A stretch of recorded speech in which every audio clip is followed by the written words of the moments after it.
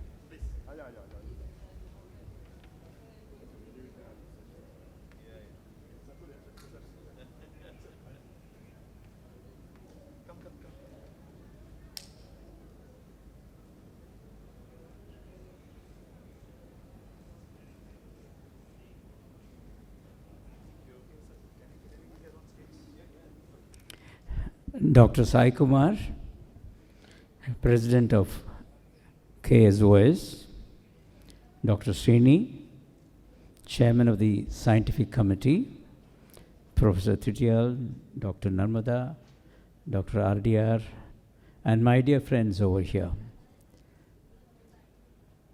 Let me first compliment every single ophthalmologist, senior and junior, everyone who are involved in this fascinating field.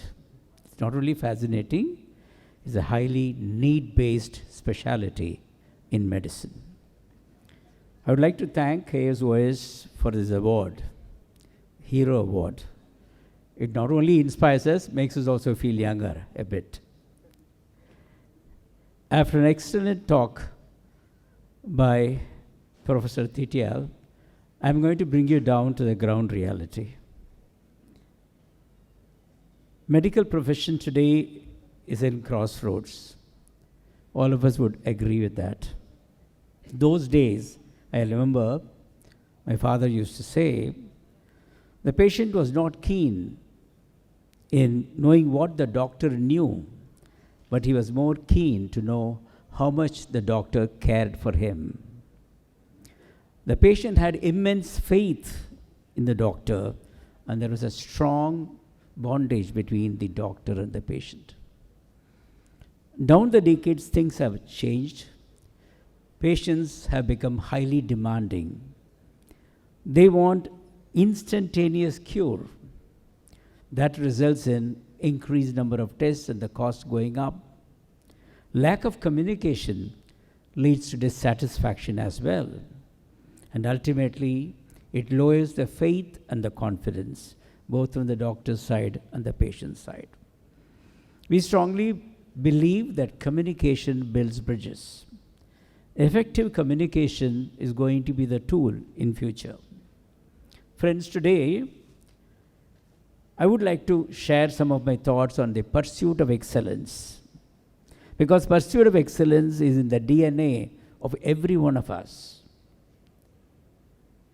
I would like to briefly tell about how in Shankara we face certain challenges and how we had put certain principles in practice. And I would also like to share for the benefit of the young ophthalmologists, because I see so many seniors who have been already practicing them intensively, for the benefit of the young ophthalmologists, certain values which can enrich their profession. As we look back with pardonable pride, 45 years in Shankara's history,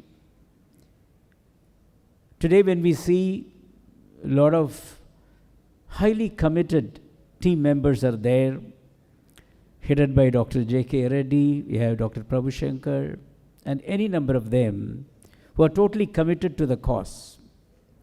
I also see huge number of our Shankara alumni here in Kerala. Dr. Srini, Dr. Shrikant, and any number of them, Dr. JP and others.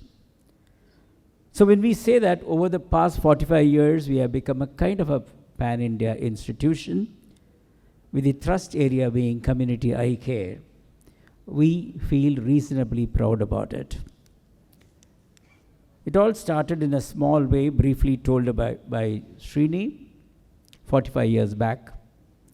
And subsequently, we chose certain programs like the Gift of Vision, but we were very clear that it should be high quality, cost effective, readily available eye care at the doorsteps of rural India, not to take away the practice of someone else, but to specifically target those who cannot go to a private practitioner. The Rainbow program, again, we keep on improving it even today. And eye banking. We took it as one of the major areas, eye banking and corneal transplants. So we said our vision and mission should be very clear, to work towards freedom from preventable and curable blindness by providing a strong and committed team of doctors and paramedics. So the first thing we did, should have a robust organizational structure. Apart from the trust board, we said let's have a steering council of eminent people, not doctors, from different fields to tell us and guide us, and then the leadership council and doctors. We said it should be uncompromised quality with ethical values. Strong and committed team, I always used to tell my people, teamwork need not necessarily mean unanimity of ideas, but it necessarily means unanimity of purpose. Everyone thinking of the same purpose, coming out with different ideas. We also thought that we should bring in process and systems as we went on expanding to different states. In India, every state is a different country. Language is different, expectations are different, culture is different. So we said process and systems. So we brought in verticals functionally, brought in key performance indicators, balanced scorecards at the end of the month to see how an institution is doing in a particular field, and that's the way we could move. So process and system for every activity. Human resource development, no organization, small or big, can survive without proper human resource development. Someone comes in as a manpower, we make him as a human assist and a human capital. So this development process, we said, it should be an integral part, right from doctors to optometrists to paramedical staff and administrators, developing them over a period. And we also realized a strong second line of leaders. Most of the organizations, as they grow up, unless there is a strong second line of leaders who have the same commitment in their mind, it will not survive in the long run. So society automatically started supporting. Above all, whatever we do, with whatever amount of perfection and excellence, we need to have the divine grace. With that, we could reasonably bring in a world-class eye care with a social impact. As far as the various small little values which we have cherished, which we strongly believe will be a value addition to the younger generation. First, we should have a dream. It all starts with a dream. Swami Vivekananda said, take one idea, think of it, dream of it. Let every part of your body, your bone, your muscles, your nerves, reverberate with that thought. Leave all other things aside, and that is the way to succeed. So every single professional should have a big dream. Small dream is a crime. Dr. Kalam said, a dream which does not allow you to sleep. Steve Jobs, when he started the Apple, he said that company, he didn't say that I'm starting a company which will produce cell phones and computers. He said, I want to put a ding in the universe. He brought in the ding. That's what we see in the logo. So that is the kind of a dream, hard work and passion. Without hard work and passion, nothing happens. An example, classic example, is Sachin Tendulkar, the little master. This happened, I believe, after he announced just before his retirement, a couple of months before, there was a friendly match in Mumbai between two small little clubs, the urban clubs, not recognized, not any of those high stuff. It is just a friendly match between two urban clubs. And for that match, I believe, the previous 3 days, he practiced 2 hours a day. By then, he had proved himself to the world that he is the little master. He didn't have to do this, but he practiced. That is the passion. That is the hard work. When our passion and profession becomes the same, there is no difference between passion and profession. Sky is the limit, my dear friends. Work and stress, often we confuse between this. Stress, when we do something, 15 hours of work, a work which we love, we'll never get stressed. But 15 minutes of a work which we are not happy with, that is where the stress comes in. So stress and work are two totally different things. Most often we get worried about that. Compassion. We owe it to our patients. We owe it to them. At the other end of the operating microscope, we always should remember there is someone who is someone's father, someone's mother, husband and wife, or son or daughter. And that kind of a compassion, if it is there, it will bring the best in us. Ethical value, absolutely no shortcuts. We all know about the Paramapadam, the snake and ladder. We should be very clear that I'm not going to catch any of these snakes, only the ladders. There is no shortcut in any profession when someone wants to excel. Shortcuts will take us to a certain level. There might be immediate glory, but it will not get sustained. So without shortcuts, ethical values, and a work-life balance, so important for a very busy ophthalmic surgeon. We used to say that it's work-wife balance. Now there are more lady ophthalmologists than men, so we need to say work-life balance. We need to balance it, definitely, because it's all a jugglery, game of balls. So these rubber balls can always be revived, but family and health are glass balls. We need to really balance them very well. Ophthalmology is like a game of tennis. It all starts with the ball. You serve, you will get a return. Here is a field wherein there is so much of opportunity beyond our own practice, beyond our own profession, our own practice, which is very important for every one of us. We can also think in terms of those who cannot afford. Little bit of our time, sparing for them, and the reward is humongous what we get back. And with all this, as we grow in our profession, humility and simplicity. Nature is the best teacher. I often recollect. Mountain says, you want to climb me? Bend yourself. You will come up to the mountain. The moment you are there, you'll come up to the top of the mountain.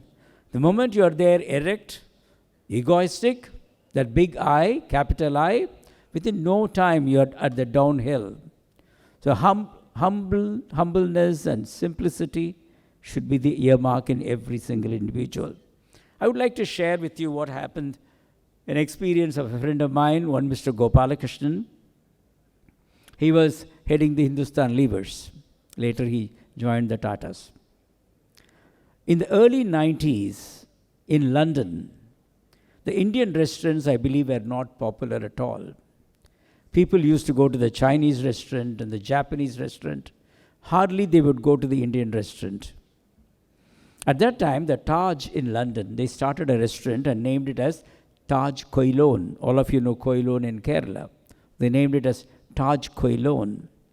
Within few months, 6 months of starting this Taj Koilon, the restaurant became so popular.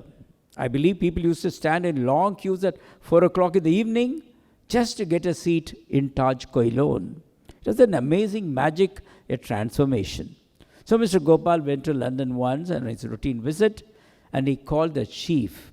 He's one Mr. the head chef, and he's one Mr. Sriram Ailur from this place, Calicut. He called him, and he said, Ailur, tell me, how did you make this transformation?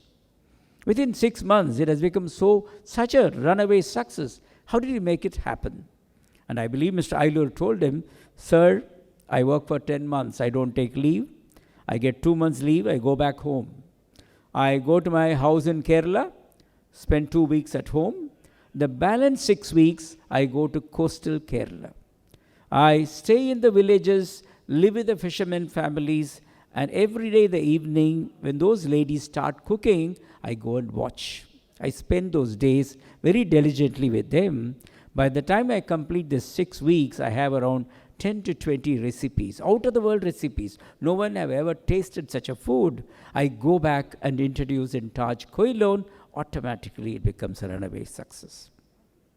So this is passion.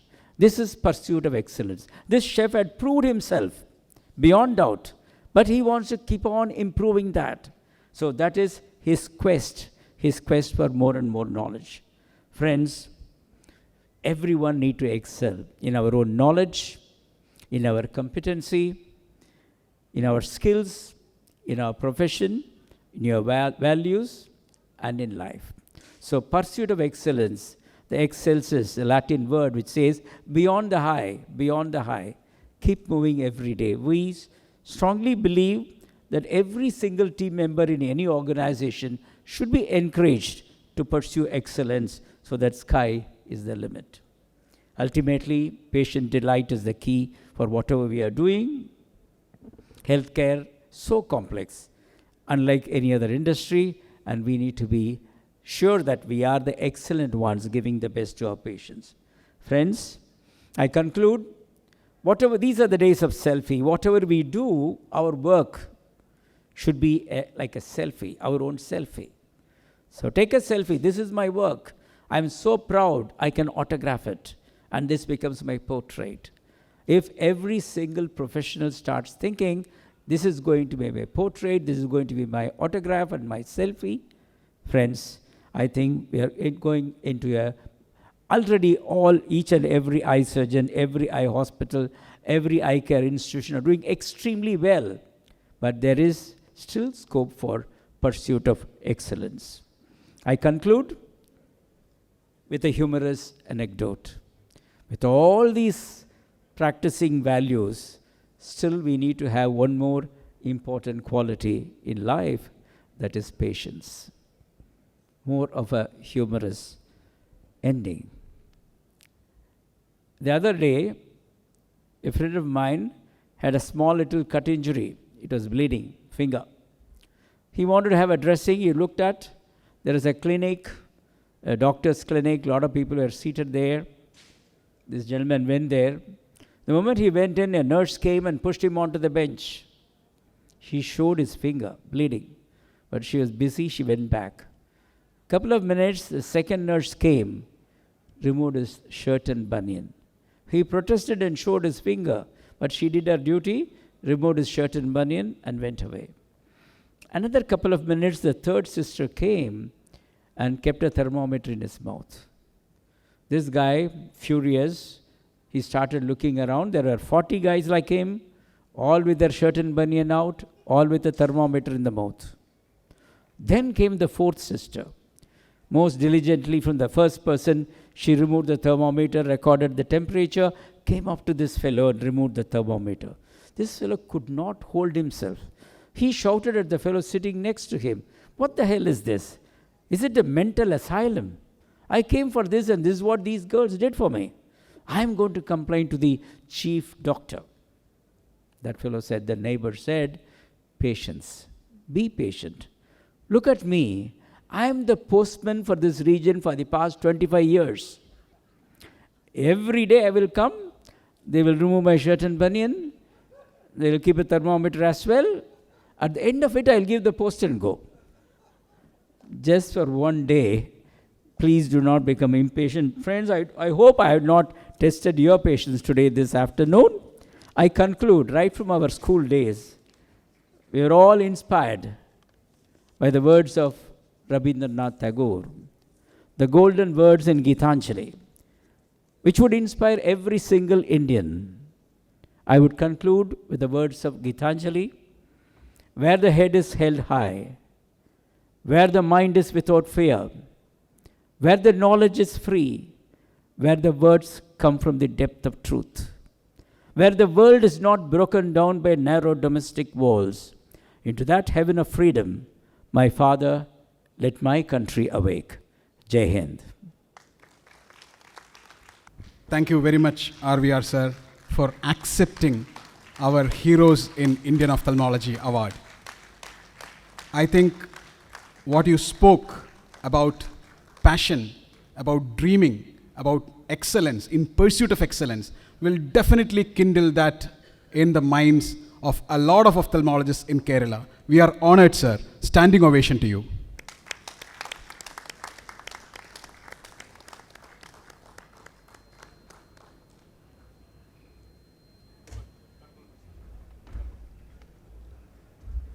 This session is concluded. I thank Dr. Namrata, Dr. Sai, Dr. Arup Chakrabarti sir, and our two heroes today, Professor Jeevan Singh Titiyal and Dr. R.V. Ramani.